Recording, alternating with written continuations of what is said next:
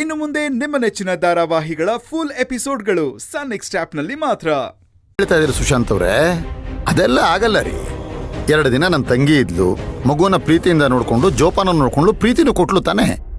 ಇನ್ನಿಲ್ಲಿರೋದು ಚೆನ್ನಾಗಿರಲ್ಲ, ಅದೆಲ್ಲ ಸರಿಬರಲ್ಲ. ಬಾಮ್ಮ ಅಚ್ಚು.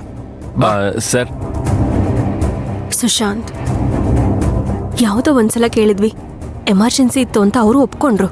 ಅವ್ರ ತಂಗಿನ ಇಲ್ಲಿ ಬಿಟ್ಟು ಹೋದ್ರು. ಪದೇ ಪದೇ ಆ ಥರ ಕೇಳೋದು ನಮಗೆ ಸರಿ ಅನ್ನಿಸ್ತಿಲ್ಲ. ಅದ್ ನ್ಯಾಯನೂ ಅಲ್ಲ. ಹಾಗಲ್ಲ ಮಂತ್ರ. ರಾಘವ್ ಗೊತ್ತು. ರಾಘವ್ಗೆ ಯಾವತ್ತಿದ್ರು ನಾವು ಹೇಳಲೇಬೇಕು. ಇವತ್ತಾದ್ರೇನು, 4 ದಿನ ಆದ್ರೇನು, 40 ದಿನ ಆದ್ರೇನು. ರಾಘವ್ನ ನಾನು ನೋಡ್ಕೋತೀನಿ. ನನ್ನ ಮೇಲೆ ನಂಬಿಕೆ ಇಲ್ವಾ?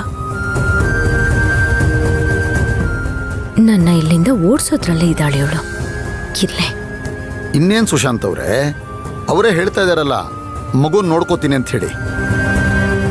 ಎಷ್ಟೇ ಆದರೂ ಮುಂದೆ ನಿಮ್ಮ ಕೈ ಹಿಡಿಯೋರು ಅವರೇ. ಮಗುವಿನ ತಾಯಿಯಾಗಿ, ನಿಮ್ಮ ಹೆಂಡತಿಯಾಗಿ ಎಲ್ಲ ಜವಾಬ್ದಾರಿನೂ ಅವ್ರು ತಾನೇ ತಗೋಬೇಕು. ನೀನು ಹೇಳ್ತಾ ಇರೋದು ಸರಿಯಾಗೇ ಇದೆ ಅಮ್ಮ. ತುಂಬಾ ಥ್ಯಾಂಕ್ಸ್ ಸರ್. ಆದ್ರೆ ನನ್ನ ಮಾತು ಚಿಕ್ಕದಾಗಿ ಬಿಡುತ್ತೆ. ನಿಮ್ಮಿಂದ ಉಪಕಾರ ಆಯ್ತು ಅಂತ ಅಂದ್ರೆ ನಾವು ಸ್ವಾರ್ಥಿಗಳಾಗ್ಬಿಡ್ತೀವಿ. ನಿಮ್ ತಂಗಿ ಮಾಡಿರೋ ಋಣನ ಈ ಜನ್ಮದಲ್ಲಿ ತೀರ್ಸಕ್ಕಾಗಲ್ಲ.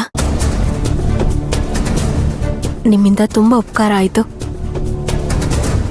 ನಿಮ್ ಋಣನ ಈ ಜನ್ಮದಲ್ಲಿ ಮರೆಯಲ್ಲ. ಥ್ಯಾಂಕ್ಸ್. ಅಮ್ಮ, ಥ್ಯಾಂಕ್ಸು, ಸಾರಿ ಎಲ್ಲ ತುಂಬ ದೊಡ್ಡ ಮಾತಮ್ಮ. ಮನುಷ್ಯ ಅಂದಮೇಲೆ ನಮ್ಮಿಂದ ಏನು ಸಾಧ್ಯನೋ ಅದನ್ನು ಸಹಾಯ ಮಾಡಬೇಕು. ಮತ್ತೊಂದು ಜೀವಕ್ಕೆ ಅದರಿಂದ ನೆರಳು ಸಿಗಬೇಕು ಅನ್ನೋದಷ್ಟೇ ನನ್ನ ಅಭಿಪ್ರಾಯ. ನನ್ನ ತಂಗಿ ಅಚ್ಚು ಆ ಕೆಲಸನ ಮಾಡಿದಾಳೆ ಅಷ್ಟೇ ಅಮ್ಮ.